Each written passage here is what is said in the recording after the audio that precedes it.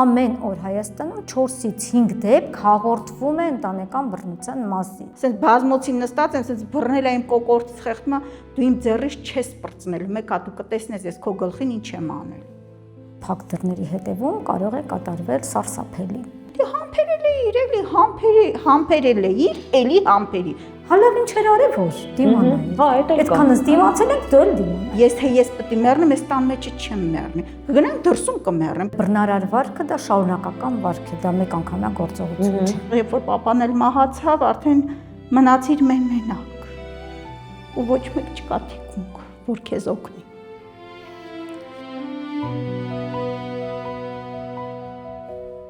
Ողջույն,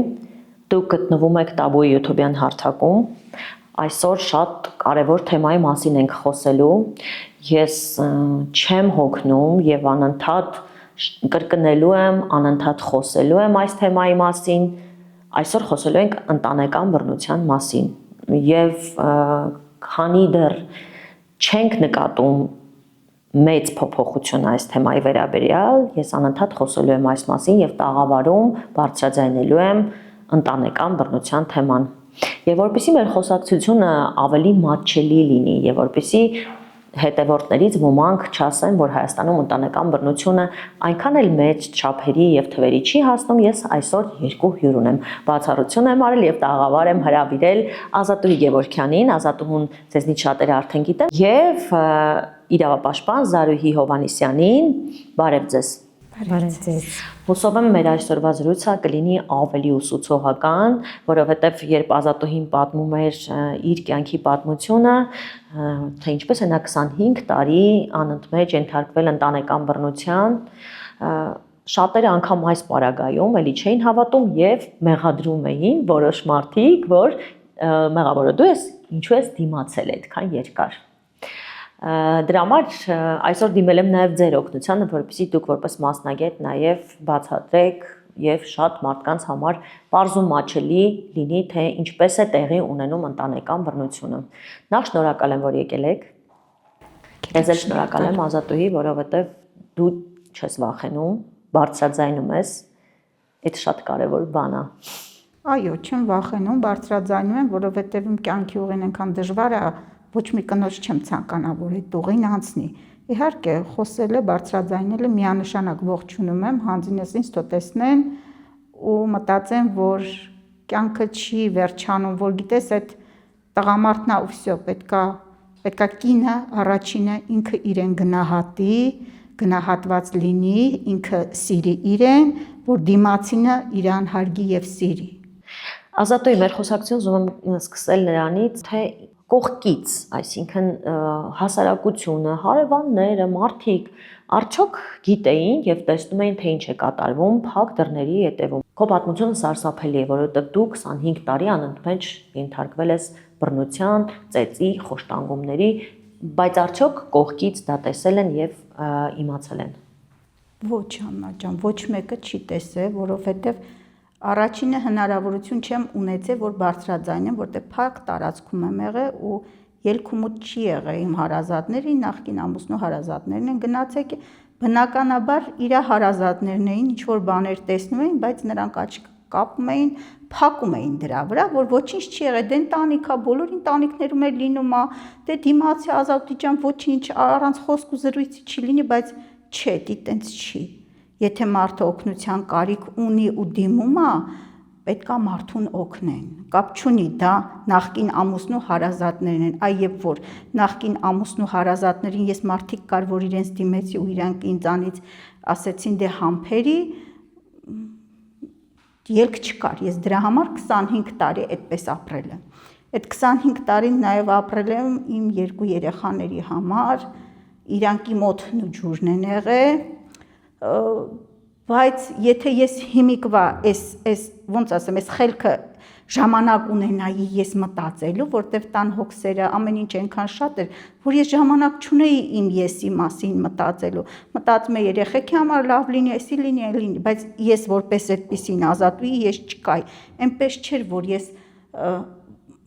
անկեղծ եմ ասում, ես չեմ վախեցել, ես ուղղակի համբերել եմ եղել է օրեր, եղել են պահեր, որ ես իմ ծնողներին դիմել եմ, բայց քանի որ մերժվել եմ, դե համբերի աղջիկ ջան, նաև իմ ծնողներն են այդպես ասել։ Դրա համար ես հետո էլ արդեն այդ ամեն ինչի հետ մեկտեղ երբ որ papan էլ մահացավ, արդեն մնացիր մենակ։ Ու ոչ մեկ չկա թիկունք, որ քեզ օգնի։ Զարուհի, շարունակելով այս թեման, ուզում եմ մի բան հարցնել, ընդհանրապես սովորաբար հենց այս բռնությունները նմանատիպ տեղի ունենում փակ դռների հետևում եւ շատերը ոչ իմանում են եւ ոչ էլ տեսնելուց էլ գուցե ասում են ոչինչ, դա այնքան էլ մեծ մասշտաբների չի հասնում։ Երբ որ կետում կինը պետք է զգա, որ դա արդեն վտանգավոր է եւ դա արդեն կարմիր գիծն է։ Գիտեք, ընդհանրապես այո, ընտանեկան բռնությունը հենց այդ յուրահատկությունն ունի, որ հասարակությունը հիմնականում անտեղյակ է լինում, ինչ է կատարվում փակ դռների հետևում։ Եթե դա շատ աղմկոտ ծեծկռտուկներ չեն, աղմուկ չի բարձրանում, նույնիսկ աղմուկ բարձրանալու պարագայում ասում են իրենց տան խնդիրն է, չենք քարոզի, բայց եթե այդպիսի խոշորածավալ աղմուկ չկա եւ օրինակ արտակուստ այդ ընտանիքը նորմալ այդպիսի միջին վիճակագրական ընտանիք է լինում, տղամարդը չի ծխում, չի խմում, չգիտեմ, չի դրսում նորմալ գնում է աշխատանքի հետ, եկալի ասում են վсё, բավարար է, մենք այդ ընտանիքի մասին այլևս դրական տեսակետ ունենք, բայց փակ դռների հետևում կարող է կատարվել սարսափելի սկսած հոգեբանական ճնշումներից, բռնությունից, ինքնագնահատականի անկումից կնոջ եւ նրա տեղաշարժի իրավունքի սահմանափակումից մինչեւ պարբերական սեռական, ֆիզիկական բռնություններ եւ ամենակարևորը նաեւ տնտեսական բռնություն, որը հնարավորություն չի տալիս նույնիսկ մեկ քայլ դուրս գալ տնից այն կողմ։ Եվ դա դժվարացնում է ընտանեկան բռնությանը միջամտելը։ Որտեւ եթե կարելի է օրինակ հարևաններին զանգահարել, իմանան, տեղեկանան եւ բանանել, ապա այստեղ ականատեսվականներ գրեթե չկան, իսկ եթե կան, ինչպես Ազատուհին նշեց, դա ամուսնու բարեկամներն են։ Եվ նրանք բնականաբար իմ համար բնականաբար չի, բայց մեր հասարակության մեջ այդպես է ընդունված, որ պահում են եւ աջակցում են իրենց հարազատին, բայց մարդու իրավունքները չի կարող չէ լինի հարազատի համար այլ անձի համար այլ եւ ի վերջո եթե դու տեսնում ես անառողջ հարաբերություններ եւ մարդուն ստորադասելով եւ նվաստացնելով այդ տարածքում պահել իր կամքին հակառակ դու պարտավոր ես դրան արձագանքել որովհետեւ դրանից հետո կարող է լինել ամենասարսափելին հենց վերջերս տեղի ունեցավ նաև 22-ամյա կնոջ սպանությունը։ Ես այդպես էլ որակում եմ, ինչպես կորակի դատարանը, ինչ կասեն, ինչ չեն ասի, արդեն ինձ դա այդքան էլ չի հետաքրքրում, որովհետև կոնկրետ այդ դեպքերին երկարատև ականատես լինելուց ես գիտեմ, որ մարդուն ուղղակի հասցնում են սպանության Եվ դա տեղի է ունենում նաև այն ժամանակահատվածում, երբ կինը արդեն իսկ գիտակցում է, որ իր վիճակը անելանելի է, անտանելի է, պետք է ինչ-որ քայլ անել։ Երբ օրինակ բռնարարը զգում է, որ կինը կարող է հեռանալ իրենից, կարող է տեղի ունենալ նաև կյանքի ընդհատում սպանություն, եւ այդտեղ մենք միշտ խորհուրդ ենք տալիս, երբ այդ գիտակցությունը կա, շատ զգուշ վարվել։ Որտեւ եթե դույսն ինչ զգա բռնարարը, որ տեղի է ունեցել վարքագծային փոփոխություն, արդեն այն ենթարկվողը չի, արդեն ինչ որ քայլեր է ձեռնարկում, որ ազատագրվի այդ ստրկությունից, այսպես ասած, բռնության։ Ազատուհի քո դեպքում նման դրվագ եղել է, որ դու որոշել ես գնալ եւ այդ ամուսինդ նկատել է ու ավելի է խստացրել քո հանդեպ, թե դու մինչեւ այդ վերջին պահը չես որոշել նման քայլի գնալ։ Ճիշտ է, իմ կյանքում էլ ա եղել այդպիսի պահ, որ արդեն պահը հասունացել էր, իրոք ես քանի անգամ դարպասը երբ որ բացվել է, դուրս եմ եկել ու մութ էր առավոտյան, դե 6-ին 5-ին ձմեռա մութ է։ Ուզեցել եմ դուրս գամ, ինքն ինձ հրել է ու բերել է տուն ու դիմացի հարևանը դա տեսել է, բայց երբ որ պետք եղավ, որ ես ասեցի որպես վկա, որ գա տեսնի, որ ինքն ինձ հրմշտում է ու ներս է հրում դեպի ներս, այդ հարևանը սիրուն ասեց, դա ձեր ընտանեկան հարաբերություններն են, ես չեմ կարող գալ։ Այո, ես աջակցման կենտրոնում էի այդ ժամանակ ու վկաներին, ովքեր որ կանչել էի, իրանք հրաժարվեցին գային, որ ներկայանան, որ այս մարդուն տեսել են, որ եղելա դեպքեր եւ տեսել են ոնց է ծեծում, բայց մարդիկ լռում են, ասում են դա իրանց ընտանիքը, իրանք բավոր միացան, մենք կլինենք վատամարդ։ Հասարակությունը այդպես է ընկալում։ Երբ որ հասարակությանը այդպես ընկալում, դրա համար եմ ասում, պետք է խոսել, սիրելի կանայք, որ չհասնի են կետին, ինչի միջով ես եմ անցել, չեմ ուզի ոչ մեկա դրա միջով անցնի։ Ես հիշում եմ, որ մեր տեսանյութի տակ կային նաև մեկնաբանություններ, թե ինչու ես դու 25 տարի դիմացել եւ կանայք հենց հատկապես կանայք մեղադրում էին Ազատուհուն, ասելով, որ դու ես մեղավոր, որ հանդուրժել ես քո հանդեպ այս բռնությունը։ Ես հասկանում եմ դա որտեղից է գալիս, բայց կուզեմ, որ դուք բացատրեք, թե ինչպես է տեղի ունենում, որ կինը հասկանալով այդ ամենը, զգալով իր մաշկի վրա այդ ամենը, ամեն դեպքում չի կարողանում քայլ անել։ Մեծ պատասխանը վախն է, իսկ ավելի բաղդադենք վախի տարբեր գործոններ։ Առաջինը այդ վախը հենց բռնարարից, որ նա երբեք իրեն հանգիստ չի թողնի, նա կշարունակի բռնությունները, նա կշարունակի հետապնդումները, եթե հիմա հարցնեք ցանկացած կնոջ, որը խզել է հարաբերությունները, նա կվկայի, որ դեռևս շարունակում է հետապնդել նախկին զուգընկերը, ամուսինը, որովհետև բռնարար վարքը դա շարունակական վարք է, դա մեկ անգամյա գործողություն չէ։ Եվ ընտանեկան բռնությունը այդ սպეციფիկան ունի, որ ես որևէ կերպ չեմ կարող ազատվել այս բռնարարից, ինձ պետք է ուժեղ պաշտպանություն։ Երկրորդ վախը, որ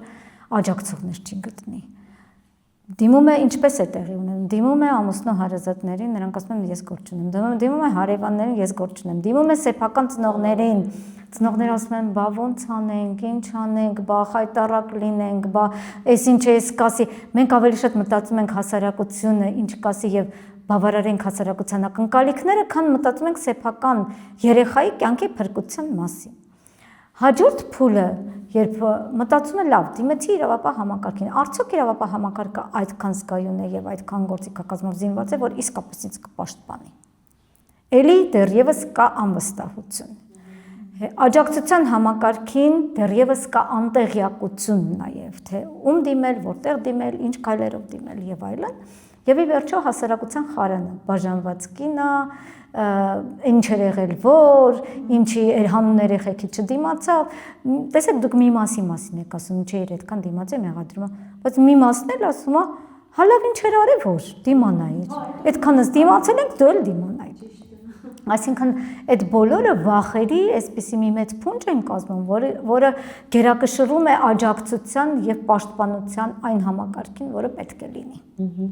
Քիչ առաջ մի շատ կարևոր բան ասացիք, որ երբեմն ծեծը շատ ավելի հեշտ է, այսպես ասած, մարսել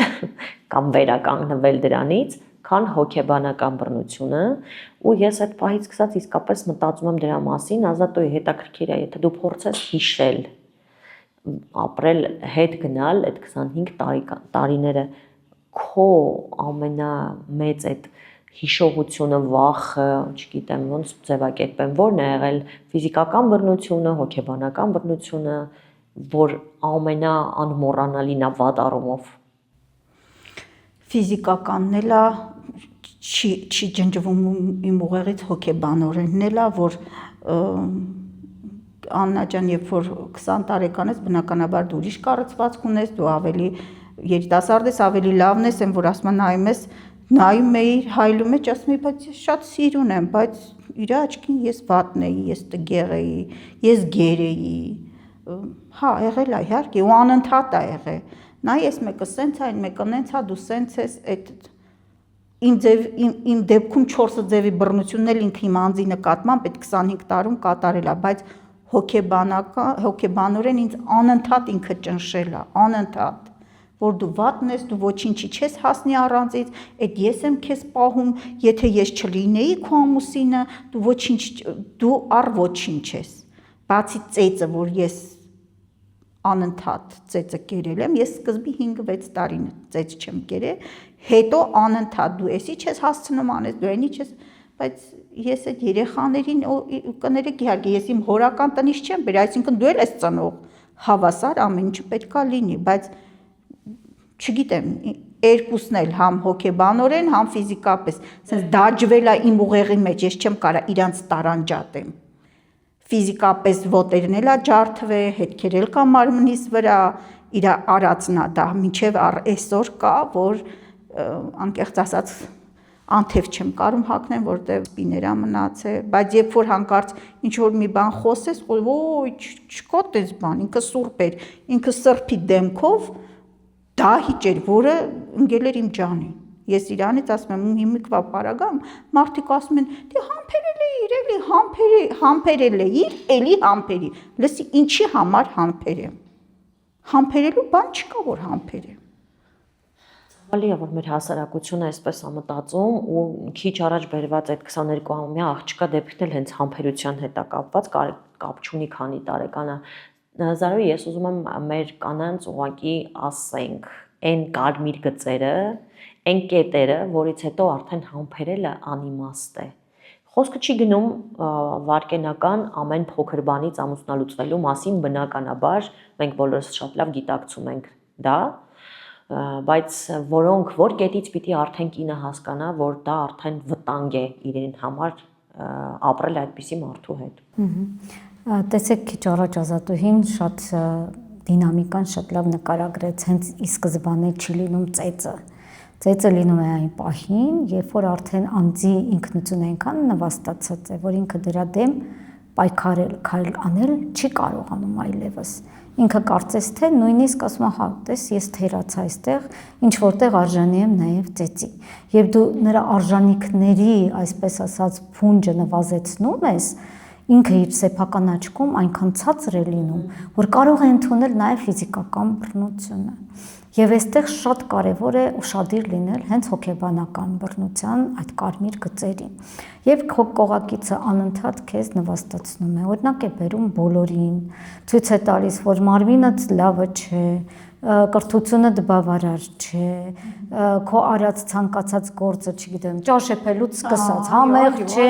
չգիտեմ, լավատ ես թխում, շորը քեզ չի սազում, չգիտեմ, այս քայլը, այս բառապաշարը վատն է քո եւ այլն, դու արդեն պետք է հասկանաս, որ այդ մարդը քեզ տիրապետելու նպատակ ունի։ Քո ինքնությունը զրկելու եւ իր վրա իրեն վերցնելու նպատակ ունի եւ այդ կարմիր գիծը երբեք պետք չի անցնել, որտեղ դրանից հետո լինելու են մնացած բոլոր տիպի բռնությունները, երբ դու թուլանաս, այդ թուլացման աստիճանական գործընթացն է։ Ինձ հետաքրքիր է միշտ այդ բռնարարները իծնեն այդպեսին լինում, թե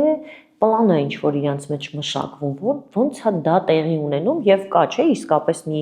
գիծ, որը բոլորին մի քանի գծեր եւ տարբերակներ, որ բոլորին հատուկ են։ Գիտեք, ընդհանրապես որևէ մեկը ծնվելուց տենց բռնարար չի լինում, դա վարքային մոդելներ են, որոնք մենք փոխառում ենք։ Առաջինը դա կարծրատիպերն են մեր հասարակության մեջ ընդունված, ինչպիսի ակնկալիքներ մենք ունենք կանանցից եւ ինչպիսի ակնկալիքներ ունենք տղամարդկանցից եւ մենք այդ ատրիբուտները հագցնում ենք եւ առաջին սոցիալիզացիան ընտանիքն է, գիտեք։ Ընտանիքում տեսնում է այդպիսի մոդել եւ փոխառում է օրինակ հոր վարքը եւ դառնում է բռնարար, ինքը իր ընտանիքում եւս դառնում է եւ ես միշտ կանանց ասում եմ, երբ ասում եք երեխան ու երեխաների դիմացել եմ, մի կարծեք, որ դա իրենց երջանկացնելու է, որովհետև վաղը մյուս օրը իրանց ընտանիքն է լինելու այդպիսի դժբախտ, որովհետև այդպիսի անառողջ հարաբերություններ են կառուցելու իրենց ընտանիքներում։ Նույն տղան տեսնելու է ինչպես է վարվում հայրը, իհարկե լինում են տարբերակներ, երբ տղաները ասում են դա սարսափելի է, բայց միևնույն է տրավման մնում է, եւ ինքը տրավման զարթնում է այն պահին, երբ որ լինում է ծայրահեղ իրավիճակ։ Հա, այսինքն կարող է եւ չդրսևորվել այնքան ժամանակ, մինչև կլինի ինչ որ ծայրահեղ իրավիճակ։ Ի վերջո մարդու իրական վարքը կամ ռեակցիան դրսևորվում է այն պահին, երբ ծայրահեղությունների մեջ ենք մենք, ինչ որ ոչ օրդինար իրավիճակը տանը կամ ինչ որ մի տարբերակ է առերեսվել ինքը ընտանիքում, որի հետ չի կարողում լուծումներ գտնել, իր վարքային լուծումը արդեն դուրս է գալիս այն բռնի գործողությունը, որը որ ինքը տեսել է իր տանը։ Եվ դա իհարկե այն իրավիճակներն են, որ շատ յուրօրինակ են հենց ընտանեկան բռնության ենթարկված երեխաներին, ականատես երեխաներին։ Այսինքն շատ հաճախ, երբ մենք ասում ենք դիմանալ հանուն երեխաների, դա բոլորովին այն իրենց օգտակար չէ։ Հանունը դա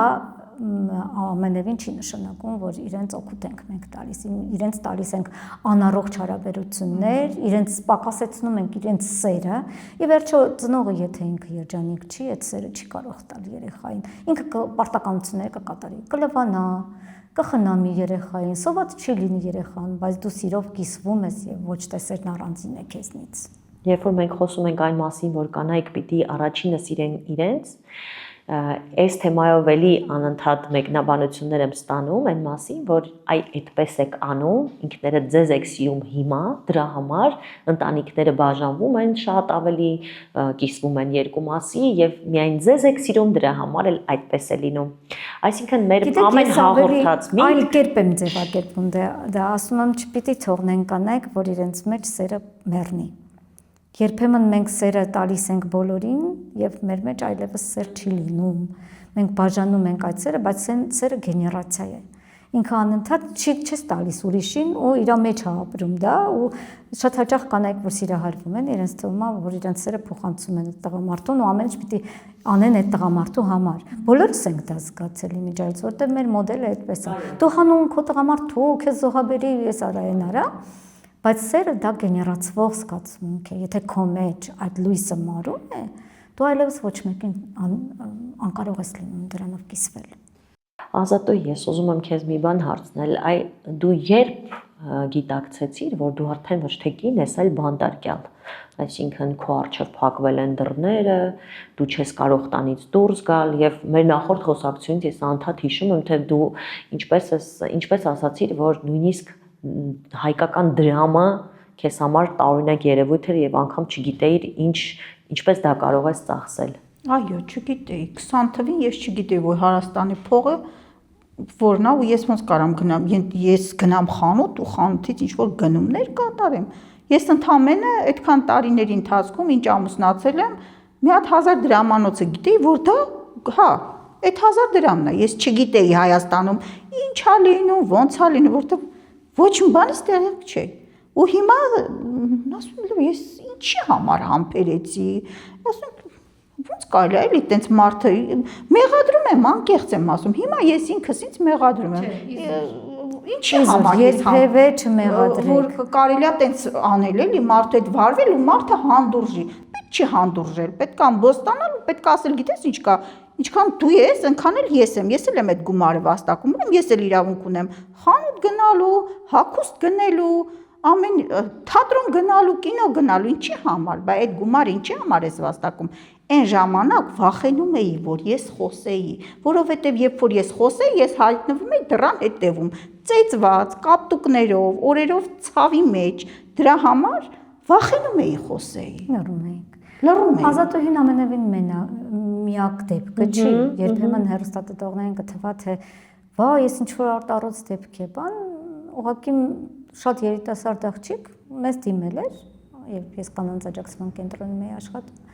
եւ տեղափոխվել էր ապաստարան, էլի ազատազրկվածի կրկավիճակում, ապրում էր տանը, փակ դռների հետևում, բոլորը նստում էին հաց էին ուտում, նույնիսկ իր առջև ափսե չէին դնում, փակում էին բաները, չգիտեմ, սառնարան, պահարաններ, որպեսզի նա չկարողանա ինքնուրույն սնունդ վերցնի, սնունդը վերցնում էր, չգիտեմ, սկեսուրի թույլատրությամբ, բան, եւ նույնիսկ հեռախոսել չուներ անձնական, որ ինքը կարողանար փնտրել, թե ինչ օգնություն լինի, ինչ որ գյուղից գյուղ ամուսնացել էր ու այդպես բանտարկյալի կարգավիճակում մնում էր եւ նույնիսկ հայրական տուն գնալու եւ գալու իրավունք չուներ։ Ինչպես է պատահում, որ դիմում է ինքը, ուղղակի մի օր հեռուստացույցը միացրած է լինում եւ հաղորդում է դինում, որտեղ ես խոսում եմ եւ ներկայացնում եմ մեր ծառայությունները, ասում եմ, որ կարելի է դիմել, կարելի է գալ, այս ինչ հասցեով, այս ինչ համարով եւ այլն, այս աղջկա մոտ միանգամից այդ բանը միանում է ինքնապաշտպանության ռեակցիան։ Ուրեմն ելք կա։ Այդ ելք կա կոճակը, երբ որ սեղվում է, կինը կարողանում է դուրս պրծնել այդ բաներից ու ճեղքը տեսնելով դռան ինչ որ մի անգամ որ դուրս են գալիս դեռ չեն փակում դարպասի դուռը որպեսզի ինքը մնա այդ դռան հետևում ինքը երեխային գրկում ու դուրս է գալիս այսինքն այս դեպքերը շատ են սա մեկ դեպքն եմ ես պատմում գյուղից գյուղ տեղափոխվելը, գալ հասնել մարդու իրավունքների գրասենյակ, որովհետև միայն այդ հասցեն գիտեր կինը, կամ հարցնելով էր հասել, եկել էր ավտոկայան, ընդեղից ասել էր ուր դիմեմ, ինչ անեմ, ասել էին մարդու իրավունքների պաշտպան, ընդեղից տեղափոխվել էր էլի։ Ուզում ասեմ, շատ են այդ դեպքերը, եւ այստեղ ես կարծում եմ նաեւ իրազեկվածության խնդիր կա։ Ճիշտ է, մարդը, որը ապրում է փակ դռների հետևում, էլի խնդիր է դա, բայց առնվազն հեռուստացույց, ռադիո, ինչ որ մի պահ միացրած կլինի դրա համար միշտ ես ասում եմ որքան այս խնդիրների մասին շատ խոսվի, որքան իրազեկվածությունը բարձրացվի, այնքան օգտակար է, թող երբևէ չասեն դե լավ այդ քիչ դեպքեր են։ Իսկ եթե մենք խոսում ենք նույնիսկ վիճակագրությունից, քիչ չեն ամենևին։ Ուղղակի վիճակագրական կոմիտեի տվյալներով ամեն օր Հայաստանում 4-ից 5 դեպք հաղորդվում է ընտանեկան բռնության մասին։ Իսկ դրա, եթե թվերով խոսենք, անցյալ տարի 1723 դեպք է գրանցվել։ Դա միայն, երբ զանգահարել են ոստիկանություն, ասել են, որ բռնության է ենթարկվում։ Տեսեք, ինչքան դեպքեր կան, որ չեն հաղորդվում, չեն բարձրացնում։ Եվ դա 27%-ով ավել է, քան նախորդ տարիի դեպք։ Տարեց տարի քիչ թե շատ երևի միմյանց ասում են մարդիկ, կարողանում են, բայց իրազեկվածությունը էլի դեռևս ցածր է։ Հարոյի, իսկ նոր սերունդը ավելի գիտակցված եւ գիտակից է այս հարցում եւ ավելի լավ գիտի իր իրավունքները, թե տարիքային նման սահմանափակում չկա։ Գիտեք, մենք պետք է այդ դեպքում ուշադիր լինենք կրթությանը։ Տանը որևէ փոփոխություն դեռևս չի եղել, որովհետև ընտանիքները դեռևս մնացել են այն նույն մոդելի, որ ոչինչ մենք դիմացել ենք, դուք դիմացեք տարբերակի, դա փոխառվող վարք է, եւ տանը առողջ հարաբերություններ հիմնականում չեն տեսնում։ Առողջ հարաբերություն ես համարում եմ հավասար հարաբերություններ եւ ընտանիքում քննարկում կա, միմյանց հետ կիսում են հոգսը, փորձում են երեխաների հետ զրուցել տարբեր թեմաների մասին, ինչա իրանց անհանգստացնում, ինչա կամ իրենք են բաց ծնողների հետ խոսելու այդ խնդիրների վերաբերյալ եւ կամ ինչ իրենց դուր չի գալիս նրանց հարաբերություններում գոնե հայտնում են դեռևս այդ առողջ հարաբերությունների մասին խոսելը շատ վաղ է Հայաստանում, բայց մենք պետք է մեր հայացքը հղենք կրթությանը։ Եթե կրթության բովանդակության մեջ դեռևս առկա են գենդերային կարծրատիպեր, որ կանանց եւ տղամարդկանց վերաբերյալ այլ տիպի բովանդակություն ենք մենք շարադրում։ Դպրոցում դեռևս տղաներին եւ աղջիկներին հավասար չեն վերաբերվում։ Տղաների այդ կարծր մասկուլին մոդելը չեն փորձում հավասարեցնել աղջիկներին եւ փորձել ասել, որ դուք վաղը միսօր ընտանիք եք կազմելու, ինչպիսի ընտանիքներ եք դուք կազմելու, ինչպիսին եք ուզում տեսնել ձեր ընտանիքը։ Ձեր կնոջը կթողեք աշխատի, աջակցեք, որպեսզի երեխային պահի եւ այլն խնամի։ Այս ամեն ինչը պիտի մտնի կրթության բովանդակություն եւ դա շատ լինի, ոչ թե ընդհանրապես, չգիտեմ, մի դասի ընթացքում խոսենք, անցնենք առաջ, չէ։ Դա պիտի անընդհատ լինի, որտեղ դա պիտի հավասարակշռի այն հարաբերությունները եւ գերակշռի նույնիսկ, որոնք տան մեջ բավարար չեն, որովհետեւ մենք սերնդափոխություն ունենանք եւ նոր սերունդը կարողանա այլ տիպի առողջ ընտանիքներ կազմել եւ ի վերջո ամուսնալուծությունները քիչ կլինեն այդ բնակայում։ Ազատուհի, հետաքրքիր է ինձ մի բան, այ որ պահից սկսած դու հասկացար, որ իսկապես քո հանդեպ ոչ թե դու վատն ես, այլ սա իսկապես ընտանեկան բռնություն է, որ տեղի է ունենում քո հանդեպ, ինչ որ պահից դա հասկացար եւ երբ մտածեցիր, երբ հասկացար, որ ել չես ուզում հանդուրժել։ 20 թվականի հունվար ամսից, երբ որ դեկտեմբեր հունվար ամսի նախկին դեկտեմբերը տենց հունվար ամսին հասկացա, որ այսինքն հետո իմացա, որ նախկին ամուսինից դավաճանել է ու երբ որ ես անկեղծ մարդ եմ ու դեմ արդեմ իրեն ասեցի դու այսպեսի ես լավ եմ արել, քեզ հասնում է։ Այսինքն ինչի համար է հասնում։ Որովհետև դու սենց նայում ես, ասում ես այդ ինչ պատճառաբանություն է, ենթադրենք դու գեր ես, այդ միջև էլ ես գեր չէի, նախ ես չէի կարա տենց մինիատյուրնի լինեի, որտեվ ես երկու հատ երեխա եմ պարգևել քեզ, կամ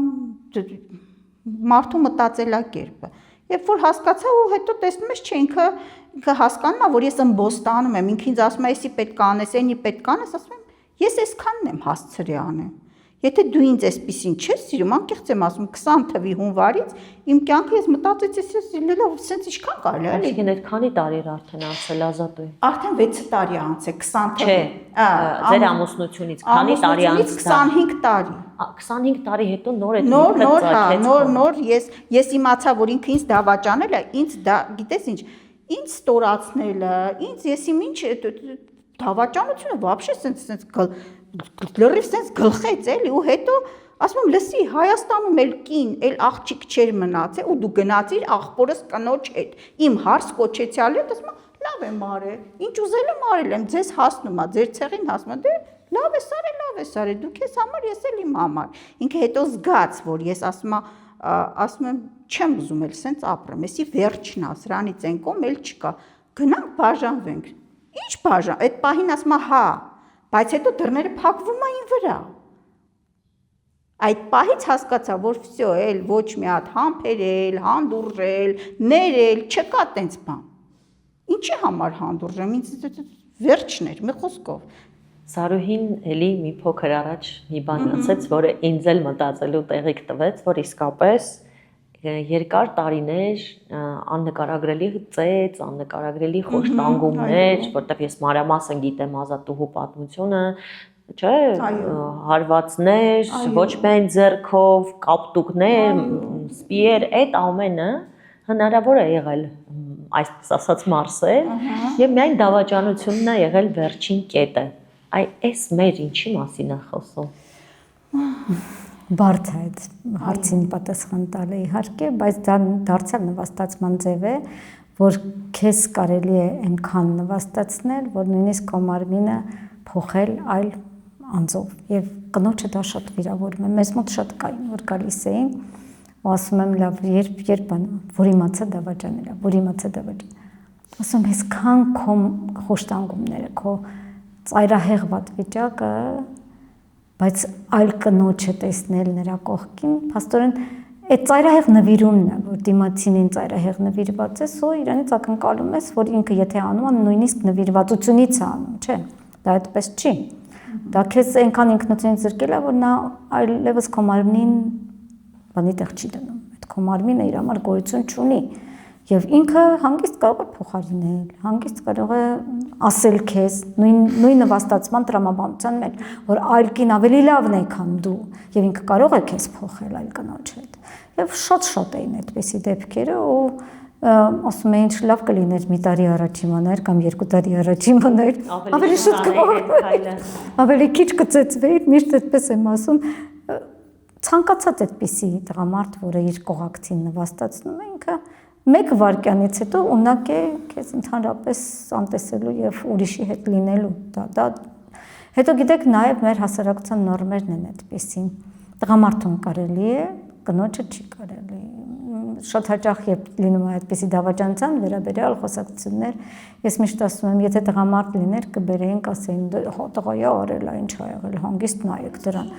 Եթե կինն է լինում, մի անգամից ամբողջ ցեղուտակով կանգնում եք սվիններով։ Իդեպ այդպիսի դեպքեր ենք ունեցել, երբ կինը եկել է, երիտասարդ շատ երիտասարդ աղջիկ, 2 երեխաներով, դասական հայաստանյան մոդել, երբ ամուսինը արտաքին աշխատանքով է անընդհատ զբաղված, եւ տարվա մեծ մասը Ռուսաստանում է գտնվում։ Շատ կարծրատիպային ընտանիքում մեծացող աղջիկ, որը 18 տարեկանում ամուսնում է, նույնիսկ 18 չեղավ, ասում ինչպես եք ամուսնացել, դա հիմա ասենց կամաց շերտերով գնում ենք, ասում շատ լավ ջեր, հենց ավարտեցինք դպրոցը, մենք ամուսնացանք, շատ ուրախ, երջանիկ, բան, սիրելով, դա այդքան ենք սիրել այդ ժամանակ, այդքան են հասկանում սիրելու մասին, փոքրիկ զգացմունքային ֆոնը բավարար է, որ ասենք սիրել ենք Հետո ինքը սկսեց գնալ Ռուսաստան եւ ես տարվա մեծ մասը Հայաստանում էի իր ծնողների, իր ընտանիքի հետ, այդ ամբողջ հոգսերի մեջ։ Մեկ անգամ վերադառնում է երեխա, մյուս անգամ վերադառնում է երկրորդ երեխա, 2 երեխա ունի 20 տարեկան է դեռ, էլի, ասենք 20-21։ Ոս դուք sense որ դիտարկում եք, ասենք անհավասարությունը։ Նա գնացել է Ռուսաստան, բնականաբար բոլորս գիտենք Ռուսաստանում ինչով են զբաղվում տղամարդիկ, բացի աշխատանքից։ Հետո էլ բերում են նաև իրենց կանանց են վարակում տարբեր սեռավարակներով, բայց դա կարելի է։ Իրանց երիտասարդ կինը փակի մեջ գտնվող, չէ որ նա եւս տարբեր ցանկություններ ունի, բայց մեզ համար կնոջ մարմինը բացարձակ պետք է լինի առանց որևէ ցանկության։ Ի վերջո ինչ որ մեկի հետ կապ է հաստատել եւ պարզա որ այդ բռնացրել են դավաճանություն եւ այլն, ու թե իր ընտանիքը, թե ամուսնու ընտանիքը, բոլորը մերժեցին այս աղջկան։ Եվ բնականաբար բանը փախուստը դեպի աջակցման կենտրոն էր։ Ես դա եմ մտածում, մեր հասարակության պատկերացումները ինչքան անհավասար են։ Հենց նույն այդ դավաճանության վերաբերյալ տղամարդկանց սեռական ազատությունների, կանանց սեռական ազատությունների, նույնիսկ ամուսնալուծվելուց հետո կանանց սեռական ազատությունը քննարկվում է, որ ուրեմն դու սնկած է։ Թեպետև եթե մարդը ընդհանրապես կողակից չունի, զուգընկեր այդ պահին չունի, ինքը ազատ է, չէ՞։ Իր մարմնի հետ ինչպես ցանկանա, այդպես էլ վարվել։ Բայց ասում եմ, այդ անհավասարությունները բերում են հանգեցնում են ի վերջո բռնության եւ մերժման, կանանց մերժման։ Այդ վախից ելնելով էլ կանանք շատ հաճախ չեն խոսում բռնարար հարաբերություններ, ասում են, հեսա կասեն ինձ դու սնկած, հանկարծ մեկի հետ էլ ման են գալիս կամ դուրս են գալիս, հանդիպում են սեփական ընտանիքը եւս, քեզ դաս չեղավ, մեկի ձեռան կար եկել։ Այ մարդ թողեք հանգիստ այդ մարդը կյանք ճանաչի, թողեք հանգիստ մարդկանց կյանք ճանաչեն, կյանք ապրեն։ Սա մի ամբողջական մեծ շղթա է, որը շատ դժվար կլինի իմ կարծիքով վերականգնել եւ ավելի առողջացնել։ Պիտի շատ խոսենք, Աննա ջան, պիտի շատ բարձրաձայնենք, ի վերջո կանայք պիտի իրենք չամաչեն դրա մասին խոսել, նաև իրենց սեռականությունից խոսեն, իրենք այդ ցանկություն ունեն, պիտի խոսեն, միայն տղամարդկանց ցանկությունները բավարարելու համար չեն իրենք։ Եվ դա այն ազատություններն են, որոնք կարող են բերել, հանգեցնել ի վերջո երջանկության, որտեղ եթե դուք միմյանց հանդեպ անկեղծ չեք, այդ ընտանիքում երջանկություն լինել բացառվում է, չի կարող։ Եվ շատ հաճախ այդ դավաճանություններն ինչից են գալիս, որտեղ միմյանց ցանկությունների հանդեպ էլ անկեղծ չեն։ Ինչ է լինում, ասում է, չէ, իմ կինն է, ես իր հետ ոչնի ինչ որ կեղտոտ բան, այսինքն եթե քո մտքով անցել է, ինչի՞ դու այդ որակում կեղտոտ բան։ Նաև դա մենք մեր մտքում մեր հետ անկեղծ չենք, մենք մեզ հետ անկեղծ չենք, մեր մարմինը չենք հարգում։ Բազմաշերտ խնդիրներ են, որոնք մենք պետքա անընդհատ խոսելով, բացելով, անկեղծ լինելով, չամաչելով դրա մասին բարձրաձայնել։ Իրականում այս բոլոր շերտերի մասին ես տարբեր մասնագետների հետ անընդհատ մեր տաղավարում զրուցում եմ, հոգեբանի հետ էլ խոսել ենք հենց այդ թեմայի վերաբերյալ, որ մենք մեր ցանկությունները, մեր մարմինը չենք ճանաչում, մեր ցանկությունները չենք բարձրաձայնում անգամ ինքներս մեզ, եւ այս թեմաները նույնպես շատ սուր քննադատության են ենթարկվում հանրության կողմից, բայց ես միևնույն է, ինչպես դուք եք ասում, կարծում եմ, որ պետք է խոսել եւ բարձրաձայնել։ Բայց ձեր հաղորդումը կոչվում է տաբու, եւ մենք պիտի քանդենք։ Այո։ Հենց այդ նպատակով էլ կոչվում է տաբու։ Ազատուհի, այդ պահին, որ որոշեցիր արդեն, որ դուրս ես գալու տանից,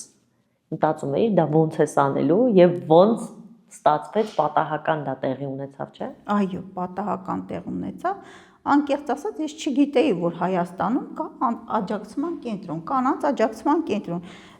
Հեռուստացույց կար, բնականաբար ամեն սենյակում մի հատ, բայց այդ հեռուստացույցը չէր կարելի ինձ միացնել կամ միացվում էր այն ալիքը, որ նախկին ամուսինն էր ցանկանում լսել, ու ես այդ օրը, չգիտեմ ոնց, միացրեցի ու տեսա Շանթի հաղորդաշարում Հասմիկ Գևորգյանին, ձեզ սիրելիս։ Այո։ Դե մենք հանրային շատ ենք բարձրացել։ Երբ որ ես նայեցի, աղջիկս այդ ժամանակ ուսանող էր, այդ զալ սենյակում, հյուրասենյակում իր տետրերը գրի, ասենց մեկ էլ լսում եմ ինչ-որ համար, հասցի, ասում եմ, լսում եմ, հետո ասում եմ, լսեցի, կարելի է, բայց գրել, ինքս ինձ եմ ասում, հասկացա, որ գիտես ինչ կա, կարելի է գնալ այդտեղ։ Ու հետո երբ որ այդ ամեն ինչը եղավ, գրանցեցի կանանց աջակցման կենտրոնի համարը, բայց ես չկարողացա ցավոք սրտի ձեզ զանգել, որովհետև այն ժամանակ sense կնոպշնի հեռախոսներ կար ու այդ հեռախոսի մեջ անկեղծ եմ ասում 3 հատ համար կար տղայիս, աղջկաս ու նախկին ամուսնու, ոչ մեկի համարը չկար, այսինքն ինքը այդ համարով զանգում էր, հացապետ եւ այլ ու վсё։ Ես ոչ մեկին ոչ զանգում էի, ոչ խոսում էի, դա ձևական ինչ որ հեռախոս էր։ Ու ես ուզեցա զանգեի, հետո ասում եմ, «Էսում ես վերցրել է հեռախոսը», ես այնքան միամիտ էի ժողովուրդ, ես կյանքում չէի մտածի, որ էլի պետքա գա, ենթադրենք համարա, հետո ասում եմ, «Էսում ես զանգել»։ Ես չպատկերացրի, որ ինքը ճշտի, հա, նորից էդի կմտնի կնայ, որտեվ մի խոսքով 20 թվի մարտի 31-ին տանից դուրս եմ եկել։ Մարտի 28-ին էլի շատ մեծ ծեծ եղավ, 30-ին էլի ծեծ եղավ, եկավ 30-ի գիշերը արդեն այն ծեծներ, որ այսպես ասում եմ, այդ կյանքից մեջ չեմ մոռանում, որ երեխեքը գնացել են երկրորդ հարգիտունա, ինքը իրանք վերևը քնած են, ինքը դեռ այդ ծեծեց երեխեքի ներկայությամբ ստորացրեց, էդի հերիք չի, երեխեքը գնացին քնեցին նորից իջելա, ասենց բազմոցին նստած են, ասենց բռնել եմ կոկորտից խեղդմա, դու իմ ձեռից չես պրծնել, մեկա դու կտեսնես ես քո գլխին ինչ եմ անել։ Դե որ ինչ ես անել, ես լաս վсё, պրծավ, ինչ ուզում ա լինի, ես պետք է ես տնից այդամ։ Միևնույնն է, կարող է Եթե ես պետք է մեռնեմ, կոպիտ եմ ասում, կոպիտ, ես պետք է մեռնեմ, ես տան մեջը չեմ մեռնի։ Կգնամ դրսում կմեռնեմ, բայց երբ որ ինքը գնաց ծաղիկ էին կաճեցնում ու կատյոլները անջատելու ժամներ առավոտվա 7-ից քանից, 6-ից քանից, ինքը երբ որ գնաց, ես էլ այդ ժամանակ սիրուն, սենց գողեգող դուրս եկա։ Հա, տապճկեքով, անկեղծ եմ ասում, տապճկեքով։ Նույնիսկ աջակցման կենտրոնում տեսել են, այս մարդը ոնց է եկել, հողաթափերով տնից փախել է։ Հողաթափերով, սենց ցանկապատի վրայով բարձացել եմ, մագլցել եմ, այն մյուսի հայաթով անցել եմ ու տենց գնացել եմ, ինչա այսքան դուռեր բացվել, ես հիմա որ մտածում ասում եմ լավ, ես ոնց է տենց գնացի, այսինքն իմ մեջ ընենց ուժեր եղել, որ ես անպայման այդտեղից պետքա գնամ, կապ չունի երեխեքը, սենց հետո երեխեքին մեծացրել եմ, էլ բան չունեմ անելու, ես պետքա իմ համար ապրեմ, ես հասկացա, որ ես ինքս ինձ եմ առաջինը պետք առողջ այդ պահին դրա համար այդ գայլին գնացի։ Եթե երեխեքին թողել եմ տանը, աղջկաս էլ, տղայիս էլ, բայց երբ որ ամսի 31-ին 20 թվի մարտի 31-ին ես տունը լքեցի ու ոտքով եկել եմ քաղաք, եկել եմ կենտրոն վարչական շրջան, մի խոսքով դիմում բողոք, ես կողմենքով, այո, ոստիկանություն ինձ ասեցին տիկին ջան, կարանք տանենք ամուսնուդ նախ այդ տունը կամ ասի չեմ գնա դեռ։ Պետքա գնաս աջակցման կենտրոն, փակ տարածք, ասի ես առանց այդ 25 տարի փակ տարածքում եմ եղել, դրանից ված երբևիցե չի լինի։ Ես համաձայնեմ կենտրոնը, գնամ այդտեղ։ Ու ես գնացի այդտեղ ու մնացի մի ամսից հետո աղջիկս հայրական ճակերտավոր հայրական տունը լքեց, հետո ման եկավ մամային գտավ, իմ աղջկան բերեցին իմ մոտ, մենք քանի ամիս, 8 ամիս, 7 ամիս մնացինք աջակցման կենտրոնում, հետո ապրեն աջակցման կենտրոնի, տիկին Մարոն, աջակցման կենտրոնի մեջ շատ սիրելի աշխատակիցները, դուք չեք պատկերացնի իրանց հոգատարությունը, ջերմությունը, երբ որ մտնում ես այլայլված ու օտար մարդին ու վախվորած, sense վախենում ես, նայես, քեզ հարազատից լավ են ընդունում եւ հոգեբանական այդ աջակցությունը, բժշկի տանել բերելը, մարդիկ հատուկ իմ համար տանում էին բժշկի, որ գիտես ինչ կա, գլխացավ այս մարդը ինչից է, հետո հասկացան, որ չէ ոչ թե, այսինքն ծեծը կերած այդ ցավերը, կապտուկները, այդ ամեն ինչ անցել է, բայց մարդու հոգին է ցավ, մեզ մարդը հոգեբանական խնդիր ունի։ Ուզում եմ ասեմ, շնորհակալություն կենտրոնին, ես շանթով իմացա, որ կա, բայց անկեղծ եմ ասում, այդ որ իմացա, հետո դրա համար էլ եմ ծեծ կերել, թե ես խեմ այդ ալիքը միացրել նայե, դրա համար էլ եմ ծեծ կերել, էլի։ Դրա համար տեսեք, որ ասում եք, որ պահին, երբ որ մարդը առերեսվում է մահվան հետ, մահվանից այն կողմ բան չկա, տեսեք, որ ինքը ասում է, ես եթե պիտի մեռնեմ, այստեղ չեմ ուզում մեռնեմ, արդեն ինքը մտածում է, որ մևնույնն է, եզրագծին է մոտեցել, մենք միշտ ասում ենք, չէ, հայերս դանակը հասավ ոսկորին, բայց ոնց անենք դանակը չհասնի ոսկորին, այդ ամբողջ մեր բանը կանխարգելման վրա է, որովհետև դա խեղված կյանք է վերջո, դա տարիներ են, որոնք մենք կորցնում ենք, դա երկարատև պատմություններ են, դա երեխաներ են, որոնք չեն վերականգնվում, վերջո շատ դժվար է այդ վերականգնումը ամբողջ կյանքում։ Ազատուհու դեպքում, չգիտեմ, գուցե ազատուհուն ցավեցնի այս թեման, բայց գիտեմ, որ իր տղան, ասպես ասած, հայրիկի կողմն է բռնել ու այդ ամբողջ պատմության մեջ եւս մի ցավալի կետ է, էլի։ Դա եւս մոդելի մի մասն է, ինչի մասին ես խոսում էի, փոխառում են իրենց հոր վարքը եւ դա լինում է այն դասական մոդելի շարունակականությունը, որը ընտանեկան բռնության պարագայում շատ ընդունված է։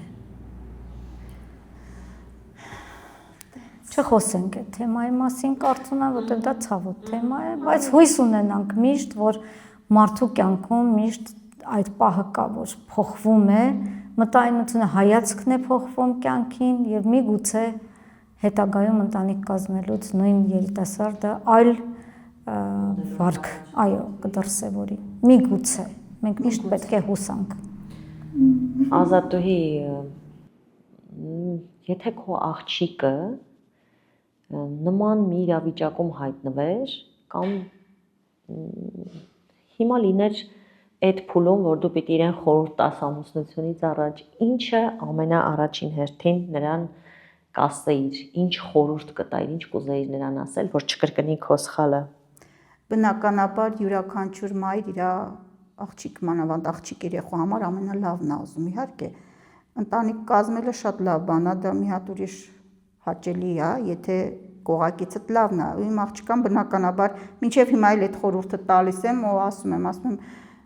առաջինը ինքդ քեզ պետքա սիրես, գնահատես,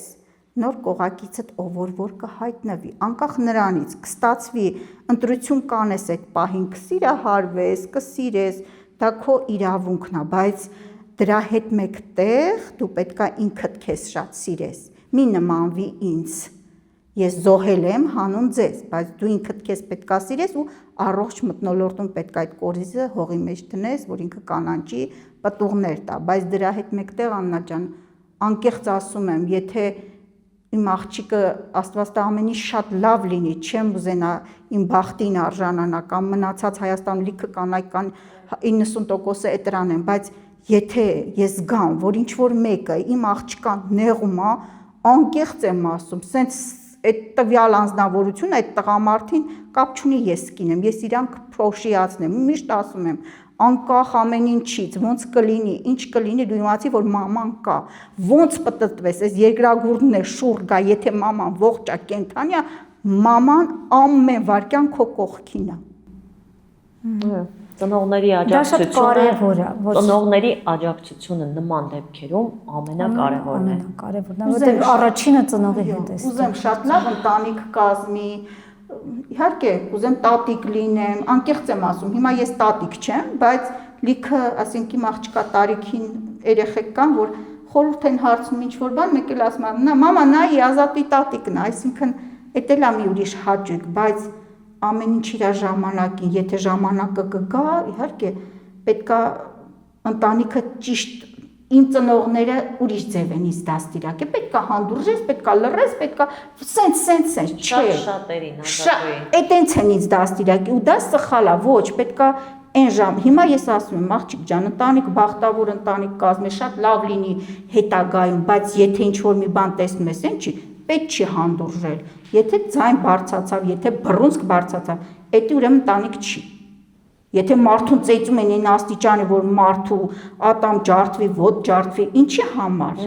Ես ծնել եմ, բերել եմ, որ դու առողջ ընտանիքում ընտանիք ունենաս ու երջանիկ լինես, հա։ Ինչպես բոլոր կանայք, բոլոր մարդիկ ունեն երջանիկ լինելու իրավունք։ Զարուհի նույն հարցը ուզում եմ ձեզ տալ, բայց մի քիչ այլ ֆորմատով։ Այն կանայք, ովքեր մեզ հիմա նայում են, վստահ եմ շատերը իրենց կյանքում ենթարկվում են նաև բռնության եւ հանդուրժում են եւ ձայն չեն հանում, ինչ կուզեք նրանց փոխանցել, ասել, խորհուրդ չեմ ուզում ասել, տեղ ամեն մարդ ինքն է որոշում ինչ անի, այո, բայց ինչ որ մի ուղերձ։ Ուղերձս հետեւյալն է, որ ընտանիքը ընդհանրապես մի ինստիտուտ է, որտեղ զիջումներ լինում են, այո, բայց այդ զիջումները պիտի լինեն փոխադարձ։ Մենք միասին որոշում ենք ընտանիք կազմել եւ միասին պետք է քայլենք ընդառաջ։ Եթե մեկ անձ անընդհատ իր կամքը թելադրելով մյուսի հանդեպ գործում է այնպիսի գործողություններ, որ նրան զրկում է իր ինքնությունից, այդ հարցում ես անհանդուրժող եմ, կներեք։ Ես կարծում եմ, որ որևէ մեկը այս աշխարհում նույնիսկ ծնողը երեխայի նկատմամբ, որ ինքն է կյանքը տվել։ Չէ, երբեմն ասում են, դու ես կյանք տվել, որ խորում ես, չէ, եթե նույնիսկ դու ես կյանք տվել, դու իրավունք չունես կրելու։ Այո, իհարկե չունես։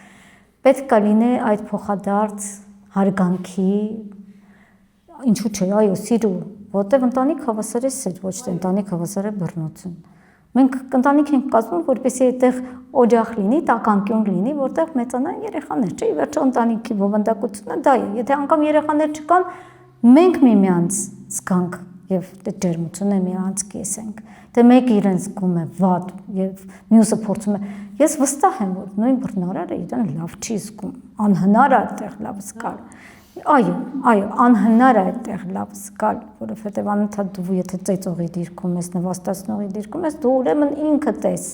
ներսում ունես լրջագույն խնդիր ինքդ քեզ հետ։ Առաջինը մենք պատերազմում ենք մեր անձի հետ ներսում, հետո նոր փոխարում ենք ուրիշ։ Դա թուլության նշան է, որ դու քո ներսի կոմպլեքսները, ներսի այլոց կողմից նվաստացած լինելը, դա կլինի ծնող, դա կլինի, չգիտեմ, այլ տարբեր հարաբերություններ նվաստացումը, բերում ես եւ այլ ավելի թույլ օղակի վրա ես դա պրոյեկտում, կամ էլ փոխարում ես այն մոդելը, որը քո ընտանիքում ընդունված է եղել ու քեզ թվում է, թե իսկական տղամարդը այդպեսին պիտի լինի։ Իսկական տղամարդը այն տղամարդն է, որը իր կողակցին բարձրացնում է։